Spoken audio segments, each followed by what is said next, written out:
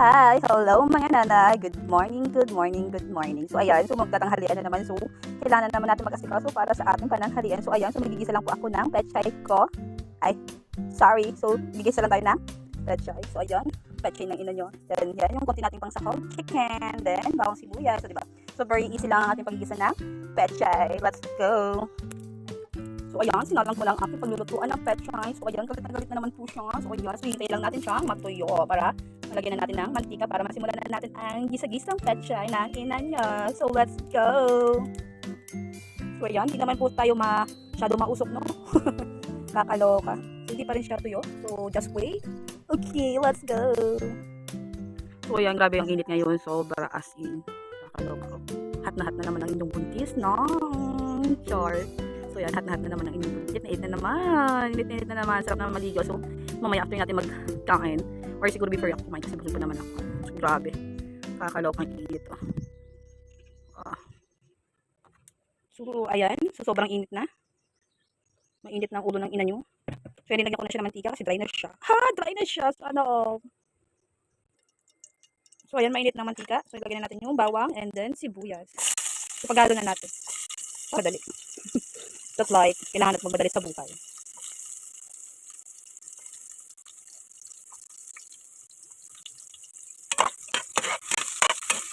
So hintayin lang natin siya ng mga at least mga 1 hour. 1 hour. Kaya lang. Ito sa minuto lang.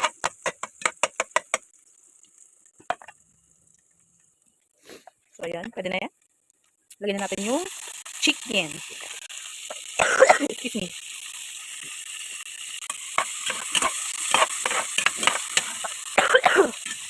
Nakaloka.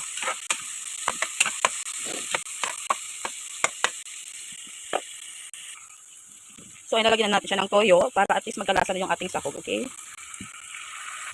Oh my God, galit na galit ang apoy. Nakakalok. So hintay lang natin na maluto ng konti yung chicken kasi mabilis lang naman maluto yung pechay.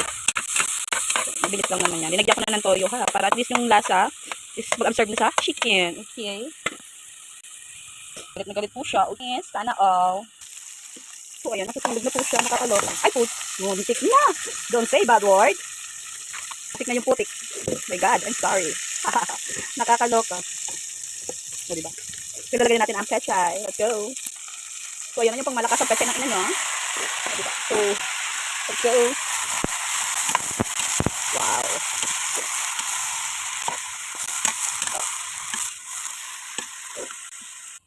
So ilagyan natin ng konting seasoning. Then, pechay. Then, dyan, paminta. Pandagdag lasa ng pechay ng ina nyo. Ha. So ayan, isa din siya. Galit na din siya. So let's go.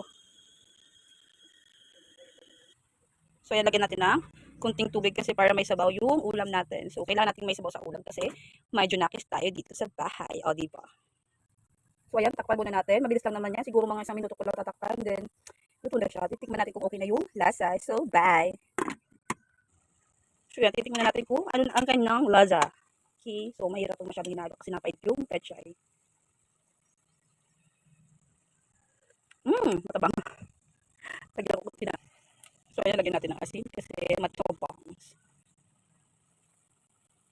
Bakit naman kasi na puro na lang toyo ang nilalagay. Okay. So ayan, magigib muna tayo. Wala tayo gagamitin na water. Diba? Wala pa kasi connection ng tubig sa amin dito. So, poso-poso muna. Nandito lang naman siya sa pupunta. So, kalahati na lang yung iniigib ko kasi alam niyo, mga junk kills. Iniingat. Mahirap na. So, yun. Kalahati na kasi syempre. Mahirap naman na. Buat tayo ng buat ng mabibigat. Lalo na may dinadala tayo. So, let's try it. Again and again and again. Mas God. Jawalan jo. Hindi na.